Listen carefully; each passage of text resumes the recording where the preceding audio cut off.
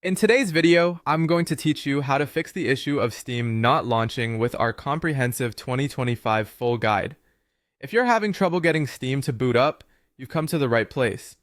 We'll walk you through each step carefully to ensure you can get back to gaming without any hassle. First things first, let's make sure that there aren't any background processes from Steam that might be causing this issue. Head over to your computer and open up Task Manager. You can do this by pressing Ctrl plus Shift plus EC on your keyboard, or simply by searching for Task Manager in your Start menu. Once you have Task Manager up and running, you'll see a list of processes. Look for any that are associated with Steam. When you spot them, right-click on each of them and select End Task. This will close any unnecessary background processes that might be hindering Steam from launching properly. The next step involves adjusting some compatibility settings. Navigate to your Steam shortcut on your desktop or in your program files, right-click on it, and then select Properties. Within the Properties window, find the tab labeled Compatibility.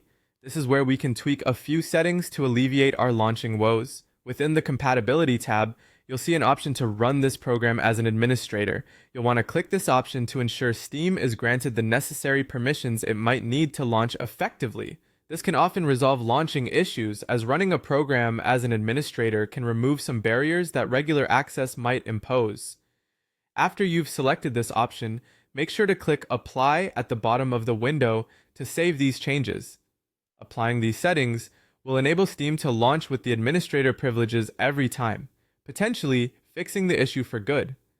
Now, while these steps typically solve the problem for most users, remember that if you're still encountering issues, there may be a deeper underlying problem requiring further investigation, such as verifying local files or checking for updates on your system.